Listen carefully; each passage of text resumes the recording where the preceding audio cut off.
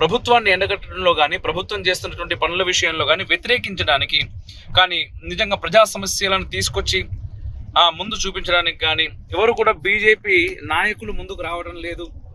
వీళ్ళందరూ కలిసి ఒక మాట మీద ఉండటం లేదు అని మనం వింటూనే ఉన్నాం, చూస్తూనే ఉన్నాం. చాలా తరచుగా అయ్యేటటువంటి బ్రేకింగ్స్ ఇవి.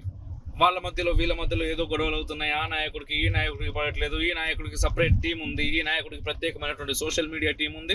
ఈ సోషల్ మీడియా టీం వచ్చేసి ఇతర పార్టీల కంటే కూడా సొంత పార్టీ నాయకుల గురించే ఎక్కువగా వ్యతిరేకంగా మాట్లాడుతూ ఉంటారు, వ్యతిరేకంగా పోస్టులు చేస్తూ ఉంటారు అని చెప్పేసి మాట్లాడుతూ ఉంటారు. ఇది చాలా ఎక్కువ సందర్భాల్లో మనకు వినిపిస్తున్నటువంటి మాట.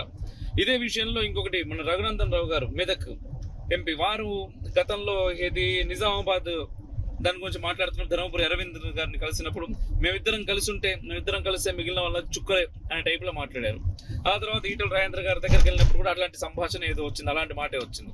అయితే ఇక్కడ ప్రజలందరూ కూడా, ముఖ్యంగా బీజేపీ కార్యకర్తలు ఆలోచిస్తున్నటువంటి విషయం ఏంటంటే, మీరందరూ ఒక పార్టీకి సంబంధించినటువంటి వ్యక్తులు, అందులోనూ గెలిచినటువంటి వ్యక్తులు, మళ్ళీ మేమిద్దరం కలిస్తే మిగిలిన వాళ్ళకి చుక్కలు అంటే ఇప్పుడు మీరు కలిసి లేరా అని చాలా మందికి వచ్చినటువంటి ప్రశ్న.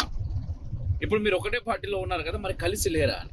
అదే ఇంకొంచెం ముందుకు వస్తే, ఈరోజు మోదీ గారు మాట్లాడిన తర్వాత ఆ విషయమే నిజమా? ఎందుకంటే ఈ లుకలుకలు ఏకంగా ఢిల్లీ వరకు చేరాయా, ఢిల్లీ వరకు చేరి మోదీ గారి చెవున పడ్డాయి. అందుకోసమే మోదీ గారు వీళ్ళందరికీ కూడా ఒక వార్నింగ్ ఇచ్చేలాగా, ఎందుకంటే మీరు ఇలాగే ఉంటే ప్రభుత్వాన్ని ఏర్పాటు చేయడం మాకు పెద్ద విషయం కాదు, మీరుంటే మీతో పాటుగా చేస్తాం, మీరు గట్టిగా నిలబడితే మిమ్మల్ని ముందు పెట్టి పార్టీ అనేది గెలుస్తుంది, లేదు అంటే పార్టీకి ఎవరు కావాలో వాళ్ళని తీసుకొస్తాం, మేము పార్టీ అయితే ఖచ్చితంగా అధికారం చేపడతాం వచ్చేటటువంటి ఎలక్షన్స్లో